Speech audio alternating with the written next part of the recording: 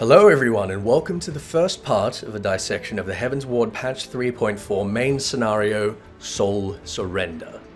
This isn't something I've done for other patches before in quite this form, but a few days after playing through the content, I think that this is perhaps the densest and most exciting we've had in 3.x in terms of lore revelations, confirmations, and clarifications. So although I will be producing the usual videos on Sophia, on Alexander, on lore tours for the new dungeons and so on, I think that the main scenario this time deserves some extra special attention. Before we move into the specific, we're going to start with the abstract, the source, the sundering, the ardors, the rejoining, and the now unambiguous plight of the Ascians. For a while already we have been aware of the Gerun Oracles, which tells of the origins of our universe, of light and dark once being indiscernible but then divided, sundering the sea in 14. The word of the Mother elaborated for us in 3.2. In casting out the ambitious zodiac she shattered, 13 shards breaking from the source. Although Zodiac had been excised from the source, from our world that we know literally as Hydaelyn, the struggle between light and dark continues both here and on each of the shards, which seem now to be approximately parallel lesser dimensions to our own. Our calamities, of which there have so far been 7, are not localized to Eorzea or even to our own dimension. They are ardors, as the Ascians describe them, of a cosmic magnitude. Events that cause enough stress and damage to the source that the source is forced to reintegrate one of the sundered shards, effectively destroying one of these parallel dimensions and returning all of its constituent life and ether to the lifestream. With just another 6 calamities in our world, the source will have been made whole once more, returning Zodiac to the body of Hydaelyn, from which he can finally realize his ambition of consuming and destroying her. In the interim, servants of Zodiac labor to see each of the worlds consumed by the darkness, and in at least one they have already long succeeded.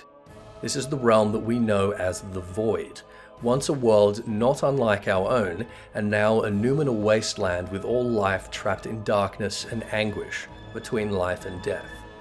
I've described the Void before as being literally Zodiac, and it seems to be indeed the shard that he has consumed, and the future he envisions for the source itself given the opportunity. Now this brings us to the Warriors of Darkness.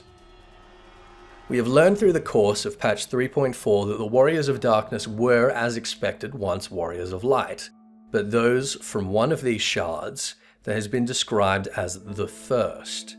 In their world, the darkness was relatively weak, and the Warriors of Light pushed it back so absolutely that their world teeters on the brink of being consumed by the light, and thereby becoming very much like the Void, only in the opposite spectrum. So the conniving Elidibus convinced them that this outcome was inevitable, and that the only way for the Warriors of the First to save their world from a tormented, nightmarish purgatory was to see it consumed, effectively destroyed by the source and returned to the lifestream. To this end, they gave their lives, renounced their bodies and renounced the light, using their crystals to transfer their souls to the source, where they would fight for the Ascians and for the escalating chaos that could bring about the rejoining and allow their people and their world the preferable release of death. In their desperation, however, the Warriors of Darkness had lost their faith. They accepted that because Zodiac had allowed one world to become dominated by him and transform into the Void, that Hydaelyn would allow the same of theirs. They assumed that the motivations of Hydaelyn and Zodiac are equivalent, that she desires to destroy him as much as he does her. When we called on the word of the Mother, however, she assured us that this is not the case, that although she wants every world to be bathed in light and afford Zodiac no opportunity to dominate, she would never allow them to become like the Void.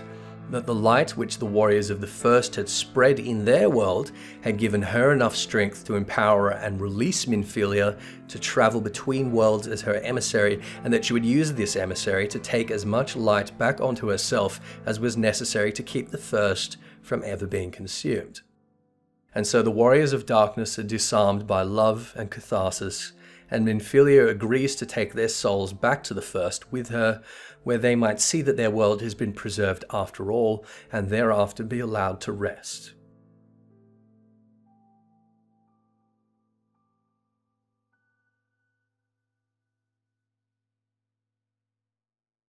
As cathartic as this was, it also has consequences for us, that the darkness will never be completely vanquished, that it will always be allowed to exist in a measure, even if we destroy all of the Ascians, and that subsequently the job of the Warrior of Light will never, ever see an end.